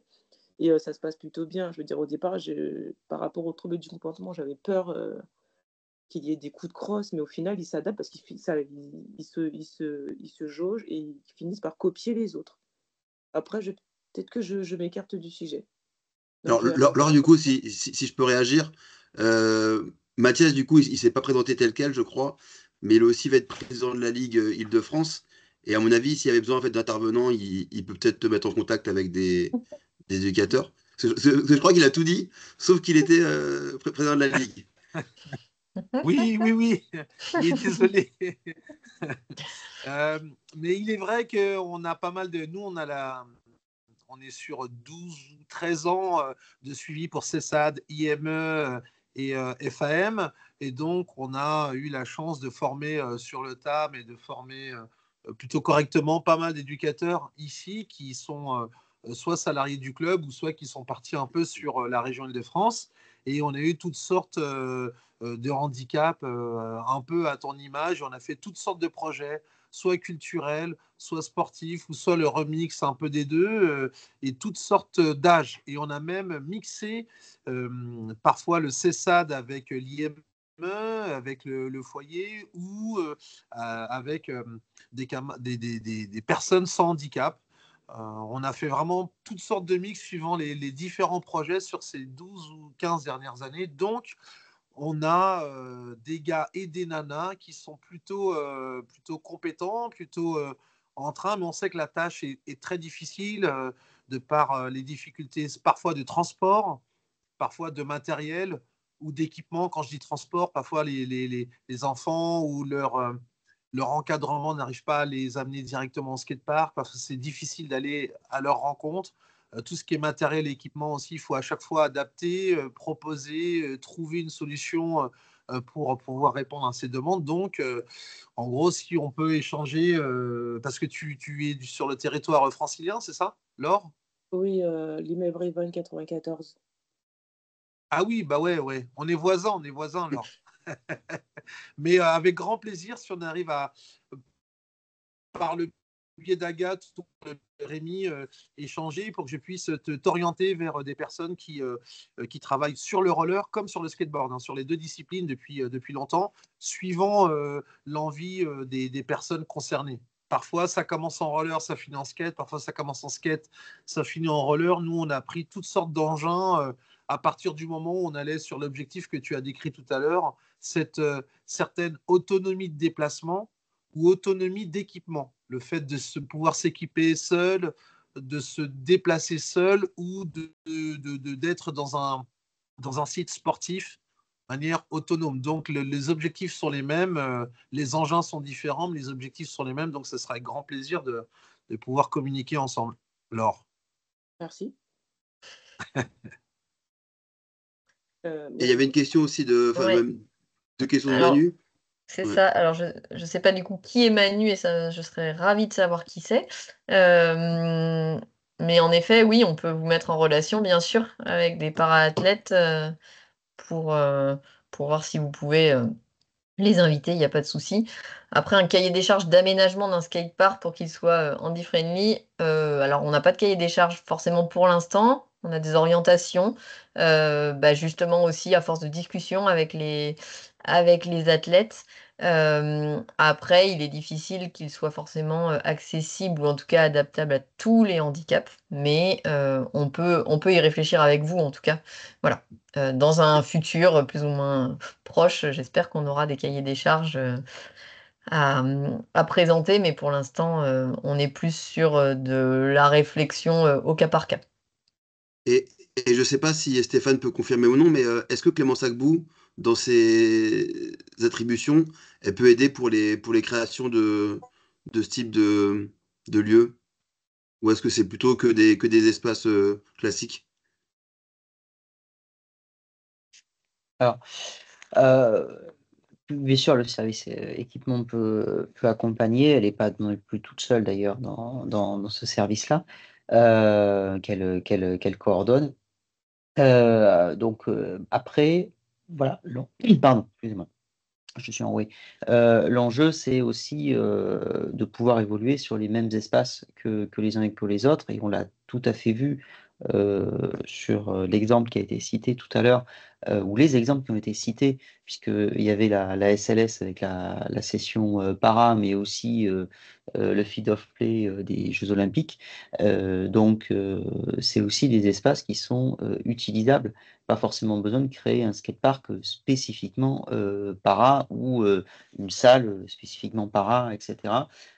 C'est aussi tout l'encadrement après qui peut être apporté, évidemment, tout en fonction du handicap qui peut être fait. Mais en tout cas, il n'y a pas besoin de créer un skatepark avec une norme spécialement para. Parfait.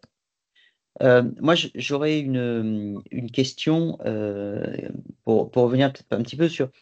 Voilà, je suis un club, j'ai envie de me lancer. par quoi je commence?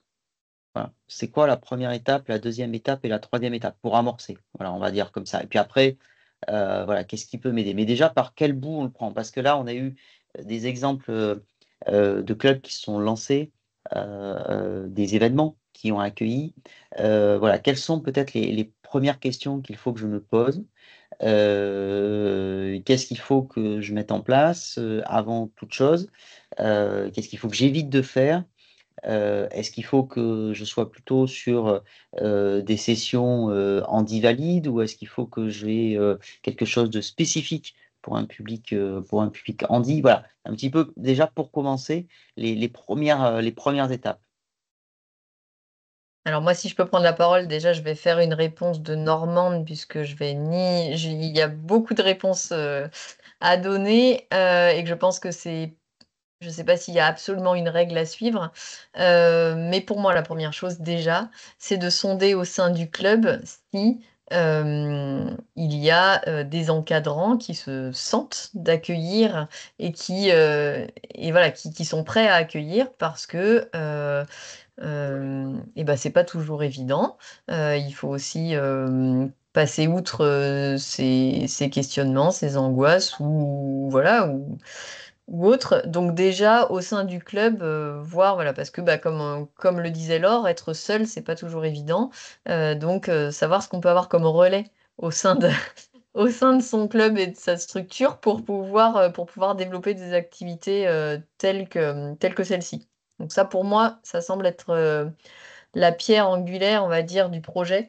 euh, Parce que on l'a beaucoup vu, que ce soit chez nous, mais avant, moi j'ai été au niveau de la Fédération française handisport. Voilà. On peut vite s'épuiser si on est seul aussi face à ce genre de projet et on risque de faire une action une fois et puis derrière, il n'y aura pas forcément de suite. Donc pour moi, voilà, la première chose, c'est déjà ça, c'est de sonder au sein de sa structure la possibilité, l'envie, même si elle peut être là, mais en tout cas, voilà, la disponibilité, on va dire, des gens pour monter ça. Après, l'autre question sur est-ce qu'il vaut mieux créer une section à part, on va dire, ou en inclusion. euh, Difficile de faire une réponse binaire parce que ça va beaucoup dépendre de la structure, du nombre d'enfants ou d'adultes en situation de handicap qu'on va accueillir et des handicaps.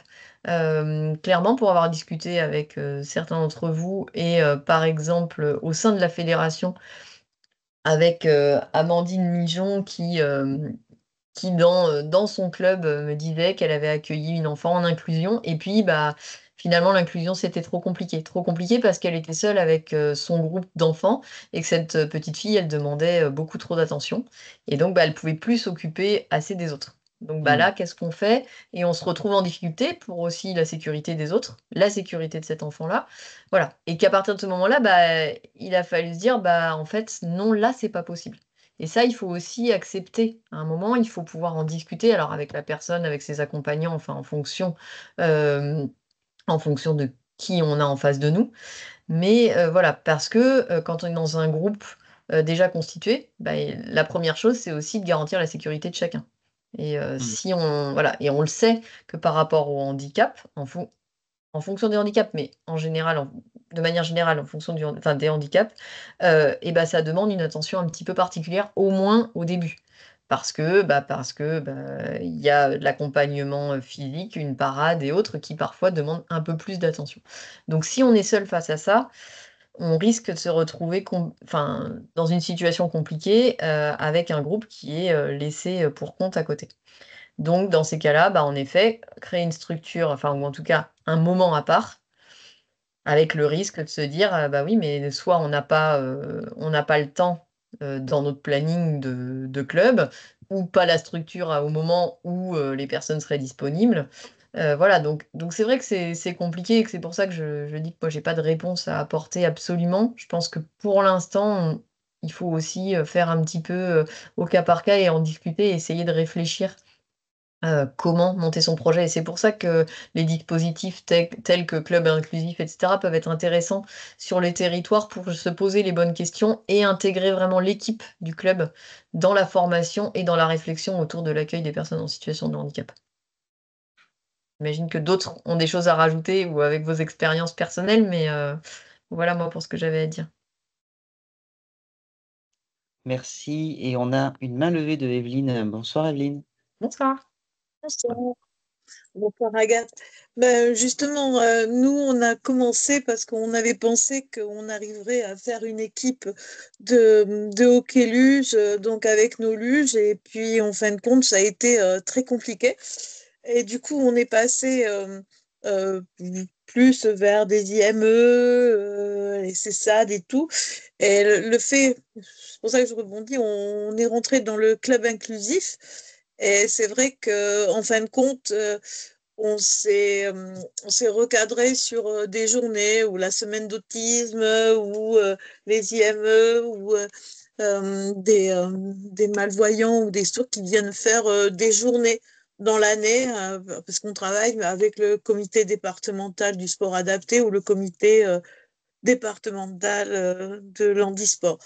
Et ça a été plus facile pour nous parce que pendant un moment, on a essayé de vraiment faire cette équipe de hockey luge et on n'y est pas arrivé, quoi. On n'y est pas arrivé alors que on avait les créneaux et tout. Donc après, c'est difficile de trouver de l'aide. Il y en a de plus en plus, mais c'est vrai que quand nous, on était partis dans le sens inverse, on est arrivé à se faire financer les luges. Et puis, bon, voilà. Donc, en fin de compte, on utilise les luges pour des événements ou pour des malvoyants. On met sur les luges et d'autres peuvent faire du roller avec eux. Voilà. Mais c'est pas facile. Et du coup, je pense que oui, c'est vrai, pour chaque territoire, pour chaque club, il faut s'adapter. C'est pas la même chose. Ouais. Dès qu'il y a besoin de matériel spécifique, en plus, c'est ce qu'on disait, c'est que ça rajoute de la complexité. Pour d'autres pratiques, quand il n'y a pas forcément besoin d'adapter ou d'achat de matériel, l'accueil est quand même plus simple aussi, ça c'est sûr. Voilà, oui. Et du coup, on est plus parti vers du roller ou du roller hockey. Et voilà. Mais c'est vrai qu'on n'a pas réussi au niveau de la luge. Voilà. On y arrive. Oui, Mathias, vas-y. Pardon, oui, je voulais juste rajouter le fait de se rapprocher d'une structure existante. Nous, on s'est rapproché d'un IME. On a la chance, enfin, je dis nous, notre club à HL, d'avoir beaucoup d'IME, de CESAD autour de chez nous. Et on s'est rapproché dans un premier temps avec le projet d'un IME qui était juste de venir une fois chez nous pour voir comment se passait le sport dans notre équipement. Et à partir de cette rencontre-là, on a vraiment travailler et créer un cycle de quelques séances, puis une saison complète, et puis après des événements qui pouvaient un peu mettre en avant toute cette pratique-là, et puis ensuite mutualiser avec les IME, etc. Bref, tout ça pour dire que d'être en partenariat avec une structure spécialisée dans un premier temps permet d'avoir vraiment une conception un peu plus précise de ce qu'on veut faire si on a des moniteurs ou des bénévoles qui sont motivés pour débuter dans cette direction-là. La structure spécialisée, j'allais dire, c'est de la bombe si les gens sont bienveillants et ont envie d'aller vers nos disciplines qui sont parfois un peu flippantes. Voilà. Oui, puis ça permet d'amener du monde, enfin beaucoup de monde, on va dire, en même temps. Que ça soit, voilà, ils viennent avec un groupe entier. Et c'est vrai que ça, c'est souvent intéressant. Après, pour rebondir, et Stéphane, pour répondre aussi, en tant que club, ce qui est aussi possible, c'est de créer un événement au moins une fois pour tester un petit peu et puis pour voir ce qui se passe là dans l'assistance. Je sais qu'il y a pas mal de clubs qui ont déjà fait ou voilà, je sais, j'ai participé, je sais que là par exemple j'ai vu Bordeaux Sky Culture, j'ai déjà participé avec eux, je les ai sollicités pour un événement, ils sont venus, je les ai mis en contact avec des gens et là j'ai reçu aujourd'hui un mail comme quoi il se passait encore des choses à Bordeaux là au printemps prochain. Voilà, donc ça aussi ça peut être un moyen un petit peu de sonder sur le territoire, quelles sont les possibilités derrière d'action. Et voilà, ça peut derrière transformer l'essai, on va dire, vers quelque chose de plus pérenne. J'ai vu d'autres mains se lever, enfin Rémi, oui, mais je Alors crois moi qu'il y a justement, Myriam aussi. ouais. Alors, je vais faire rapide. Pour rebondir justement sur ce qui a été dit, je pense qu'au début, il ne faut pas hésiter en fait, à faire très simple. C'est-à-dire que aussi bien en fait, quand on intègre quelqu'un, ça peut être au début un enfant, deux enfants. Faut pas hésiter aussi en fait, à s'appuyer sur les familles. Moi, j'ai déjà vu des clubs où en fait, il y avait un enfant, et il y avait toujours un adulte avec, qui était soit le papa, soit la maman. Donc du coup, je pense que ça facilite beaucoup l'accueil de l'enfant. Dans le cas de, là du club d'Amandine, peut-être que il manquait peut-être un adulte présent avec l'enfant. Et puis aussi après, comme disait Mathias ou même Evelyne, le fait de s'appuyer sur des IME ou des IM Pro, etc. Souvent dans ces instituts, il y a un gros encadrement par rapport au nombre de personnes. Et donc le gros avantage, c'est que vous avez juste à gérer la pratique sportive. Les éducateurs ou éducatrices, ils sont là pour gérer toute la partie humaine et la partie liée au handicap. Et donc, je prends le cas des foyers d'accueil médicalisés ou des maisons d'accueil spécialisées. Sur du sport, ça peut être quasiment du 1 pour 1 en termes d'encadrement. Sur des IME, moi, je voyais souvent du 1 pour 4, 1 pour 5, 1 pour, et voire 1 pour 6. Donc, on est vachement aidé. Et puis, je pense qu'il ne faut pas avoir peur aussi de se lancer, on va dire, humainement. Je pense qu'il y a des très belles aventures à vivre dans le domaine du handicap. Et souvent, on a un peu peur des difficultés en fait, qu'on pourrait avoir, mais quand on se lance après, en fait, on se rend compte que dans certains cas, c'est pas le cas tout le temps. Je veux dire, je peux comprendre qu'Evelyne, elle a eu quelques difficultés au départ, mais justement, en fait, elle a su peut-être revoir le projet différemment. Et peut-être qu'après, un peu plus tard, avec de la formation en plus, ou plus de bénévoles, ou plus voilà, de personnes qui pourraient aider, ça se trouve, elle va revenir vers son projet initial. Ça peut être aussi ça. Voilà.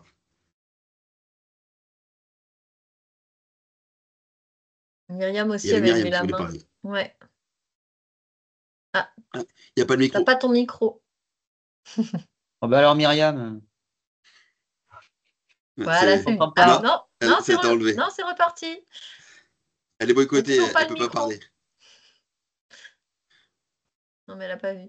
Non, elle n'a pas entendu, je crois, non? Ah, Elle voilà. met ses lunettes pour Il faut appuyer les sur le lunettes pour avoir le micro. courage. Clique. Ah, Ah il non, était presque. ça va pas, hein? 1, C'est 2, bizarre, par 3. contre. Si, Alors, si, on n'a pas bon, encore développé la langue des signes complètement au niveau de la fédération, donc tout le monde n'est pas à même de suivre. Ah, non, toujours pas. Ça n'a pas l'air. Non, mais je crois que ça va bugger parce que ça s'enlève des fois, mais ça se remet après. Donc, ouais, il y a un problème. Bon. bon, Myriam, en tout cas, on a travaillé ensemble sur un événement au niveau du freestyle et c'était cet été, on a déjà bon, bien échangé. regarde. Ah, voilà, ça y est, Ah, ça ça y marche. est. Voilà. Et je voulais rebondir effectivement On avec le t'entend dernier pas, Myriam. mais non, Non, je plaisantais là. Non, c'est bon, c'est bon. non, la fais pas celle-là. Voilà. Non, je rebondissais effectivement avec le dernier intervenant. Donc, je me souviens plus le nom, mais c'est exactement ça en fait. Il y a tellement de difficultés à travailler avec ce public qui est particulier et qui demande énormément d'efforts et de responsabilités parce qu'effectivement, quand on est en contact avec des jeunes en situation de handicap, quel qu'il soit, il faut être apte à le faire. Et qu'on sait que notre réaction en tant qu'adulte, d'éducateur, tout va dépendre de la réaction de l'enfant. Voilà. On peut provoquer une crise ou on peut la désenclencher, peu importe. Donc, c'est vrai que ça me tient particulièrement à cœur parce que je travaille dans ce milieu-là. Et que, du coup, effectivement, avec Agathe, on a travaillé sur un projet, c'était début novembre, Ouais, à tout à fait. Paris. 1er novembre. Voilà. Et avec du handi-glisse roller. Alors, l'organisateur n'a pas pu mettre en place ce qu'il avait au départ souhaité, mais ça viendra l'année prochaine, c'est pas un problème. Mais qu'en fait, c'est votre sujet, je vous ai écouté depuis tout à l'heure et je trouve ça ultra intéressant. Moi, ça me motive dans mon job. C'est mon job de tous les jours de travailler avec des élèves en situation de handicap et que je vois bien que le sport, c'est une sortie pour eux pour certains, ça ne marche pas pour tous, mais en tout cas pour la majorité, c'est là où ils se retrouvent comme les autres, exactement en inclusion comme les autres. Et du coup, ça lisse leur handicap et que ça leur permet d'être en inclusion totale et de vivre pleinement, on va dire, pour ma part, leur scolarité et si on parle du sport, leur sport, quoi. Donc, bravo pour cette réunion. Je voulais intervenir un tout petit coup parce que merci Agathe, merci. Merci. À toi. Et je coupe mon micro maintenant. Agathe, il y a 15 minutes, il y a Perrine, je crois qu'il y avait des questions à poser. Je ne sais pas si elle peut parler. Ouais, c'est bon. Ah, problème de micro aussi. Non, il n'y a pas de son aussi, a priori.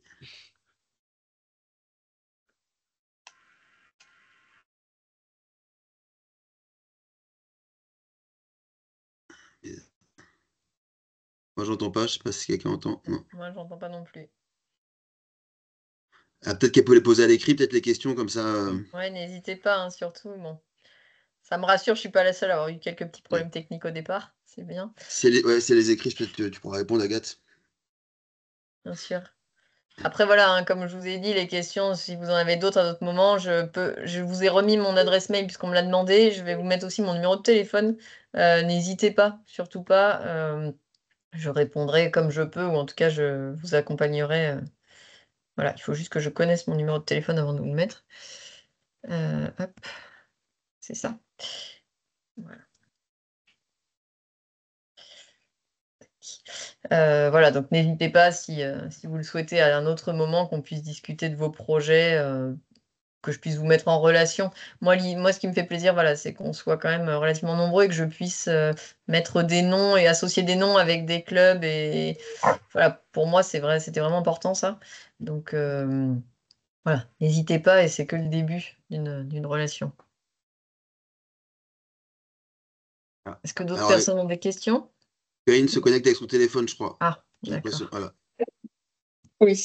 Oui, c'est bon. Nickel. Bon, désolée pour ce contretemps. Alors, en fait, j'aurais plusieurs questions. Moi, je vais me présenter déjà. Donc, moi, c'est Perrine, je suis présidente du Skate Club de Calais. Donc, Agathe, vous avez déjà contacté l'année dernière pour avoir un peu d'informations. Nous, cette année, en école de skate, bon, ça fait plusieurs années qu'on a des élèves porteurs de handicap, donc pas mal de TND, de troubles du neurodéveloppement, quelques-uns qui ont des troubles de développement moteur. Alors, comme le disait Myriam, effectivement, il y a ce côté inclusion avec les autres, le fait de les laisser aussi avec des valides, le fait de cette mixité les porte aussi vers le haut. Donc nous, cette année, on essaye de mettre en place un petit événement, un truc un peu porte ouverte qui s'appellerait le skate pour tous, où on voulait mixer donc aussi bien une journée un peu session libre et initiation et sensibilisation, où on souhaiterait faire venir aussi bien nos riders habituels que des jeunes valides qui veulent venir essayer et aussi du public en situation de handicap. Donc pour ça, on s'est d'abord tourné, en fait, comme ce que disait Mathias, on s'est d'abord tourné vers des structures pour voir avec eux, déjà trouver des solutions d'adaptation pour voir aussi ce qui est réalisable ou pas chez nous, parce qu'on on n'est pas spécialisé là-dedans. Et donc aujourd'hui, on travaille avec eux pour essayer de travailler au mieux en amont cette journée. Mais j'aurais souhaité savoir si, parce que nous, on aimerait aussi sensibiliser notamment les plus jeunes de chez nous, si vous aviez des supports, des vidéos, je sais pas, des affiches, quelque chose, ou si vous avez déjà quelque chose de créé pour pouvoir, et si je peux l'utiliser, lors de cette journée, essayer vraiment de sensibiliser les riders, entre guillemets, déjà habitués au skateboard. Alors, j'ai pas forcément un document déjà déjà fait, mais j'ai quand même des éléments, donc qu'on peut tout à fait vous faire passer sans aucun problème. Et puis on peut en rediscuter pour créer ça, il n'y a pas de souci. C'est quand votre journée? Vous savez déjà quand est-ce que vous l'avez prévu? Oui, le dimanche 13 avril. Ce serait sur la journée complète. Donc on a plusieurs partenaires, voilà, aussi bien pour de l'enfant que de l'adulte. Mhm. Et après, j'avais aussi, j'ai vu que dans le diapo que vous avez passé, vous parliez, oui, de voilà, l'Agence nationale du sport avec des aides au financement qui existent. Mm. Et je voulais savoir si ce que vous disiez que ça pouvait aider pour voilà, les pratiquants s'il fallait des choses. Est-ce que là-dedans, on peut inclure les bénévoles des clubs qui sont en situation de handicap ou pas, s'il y a des besoins spécifiques? Alors c'est une question qui m'a déjà été posée par un autre club. Et il faut que enfin, je veux pas vous dire de bêtises, donc je vais me renseigner plus précisément. Mais en tout cas, jusqu'à il y a pas longtemps, non. C'était pas dans ces dispositifs-là. Mais par contre, il faut qu'on voit, même au niveau des MDPH, parfois il peut y avoir des aides. Donc voilà, ça dépend des territoires aussi, mais au niveau de l'Agence nationale du sport, on était vraiment sur du matériel, achat de matériel pour sportifs, on va dire. Et pas par exemple une adaptation de poste de bureau ou autre, ça c'était pas forcément possible. Voilà. Mais il faut que je me renseigne parce que vous n'êtes pas la seule à m'avoir posé justement là, cette question dernièrement et voir s'il peut y avoir d'autres ressources de ce type. D'accord, bah, je vous remercie. Et vous parliez de formations qui auraient peut-être lieu voilà, sur les différents territoires pour, euh, pour qu'on puisse, voilà, tout le monde soit prêt après à accueillir les personnes en situation de handicap. Et je voulais savoir si ces formations, elles étaient, enfin, est-ce qu'elles vont être ouvertes à tous dans le sens où là, chez nous, c'est que des bénévoles. Est-ce que voilà, peu importe leur métier, peu importe leur situation, ils pourront y accéder? Enfin, moi, l'idée, ça serait vraiment de pouvoir avoir, quitte à avoir deux formations, enfin voilà, mais en avoir une disponible pour les bénévoles aussi, puisque comme on disait, si on veut pouvoir accueillir, il faut qu'il y ait le plus de personnes qui puissent le faire et qui se sentent de le faire. Et pour ça, il faut souvent avoir eu une formation. Donc après, il faut qu'on voit quel niveau de formation on fait, sur quel temps. Parce que pour les bénévoles, bah, on sait que voilà, et c'est en plus de leur activité. Mais l'idée était de créer un module en effet disponible au plus grand nombre, peut-être sur 2 jours de formation. Enfin voilà, c'est encore en réflexion, mais oui, oui, l'idée c'est vraiment que les bénévoles puissent aussi en bénéficier, parce que bah, on sait que c'est important et on l'a dit que le socle de formation est la base et en plus beaucoup de clubs en sont demandeurs pour pouvoir derrière accueillir correctement et dans les meilleures conditions possibles. Donc on va faire en sorte que nos formations, ou en tout cas certains modules de nos formations, soient accessibles. Ouais, tout à fait. D'accord, bah, je vous remercie pour toutes ces réponses.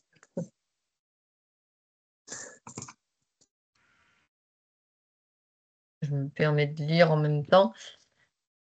Donc j'ai Philippe Manguette qui demande, voilà, qui demande si on a un recueil d'offres FFRS Parasport, les activités, les équipements, voilà, les profils d'éducateurs.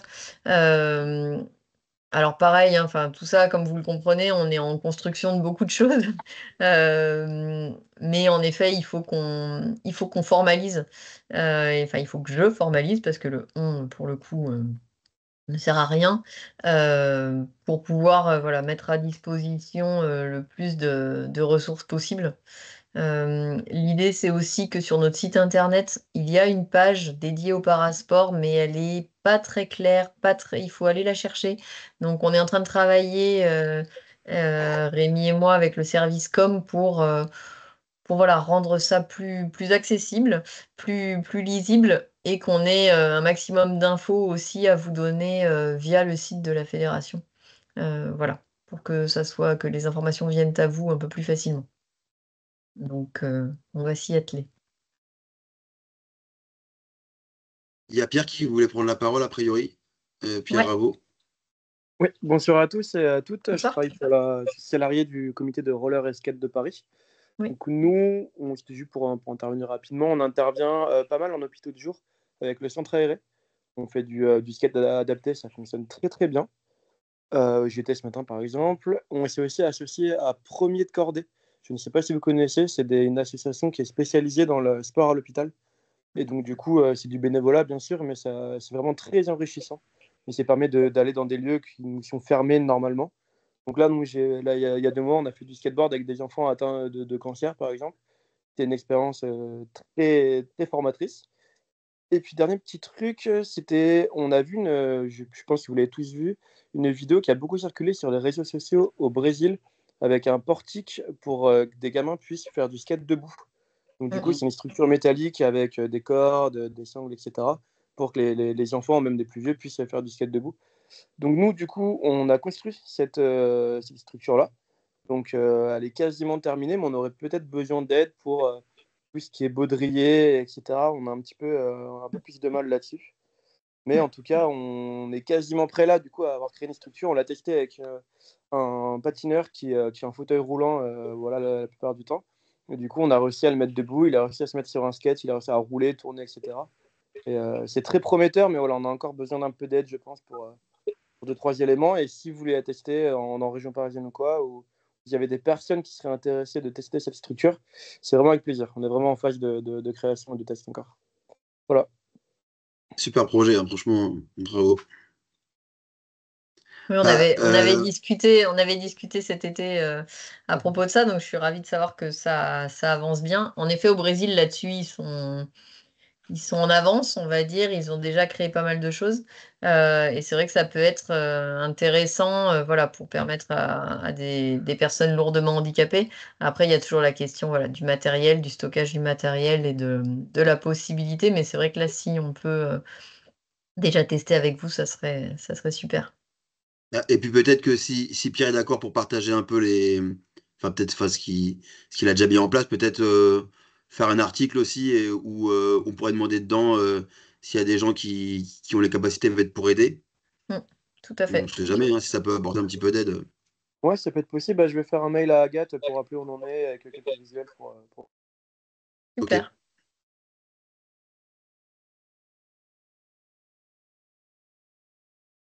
Myriam a relevé la main ou c'était de tout à l'heure? Non, Non, une non, dernière. je relève la main et mon Ouais. microphone fonctionne. Ah, super.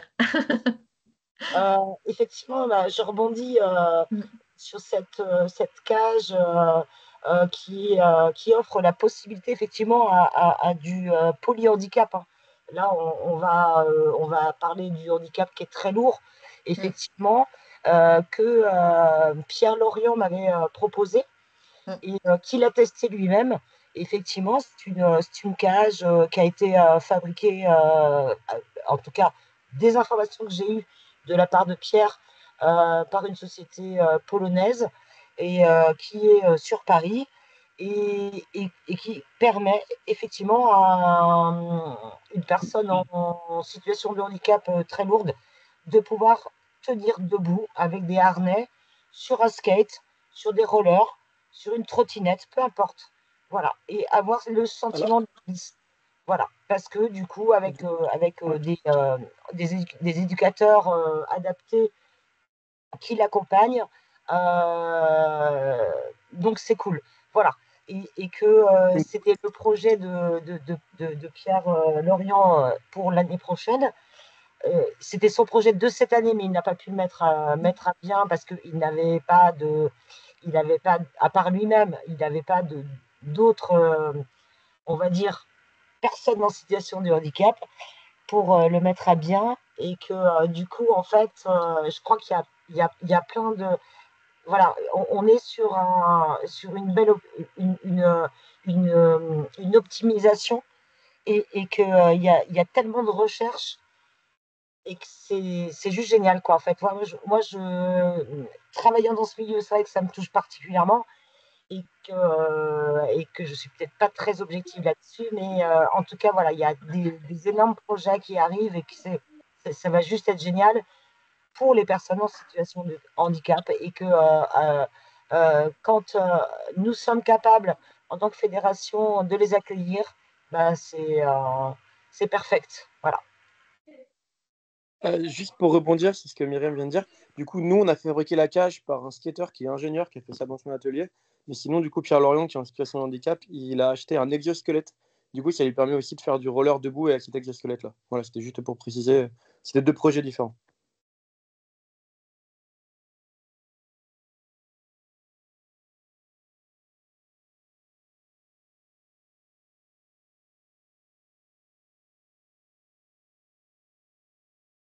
Je crois qu'on a fait le tour des questions.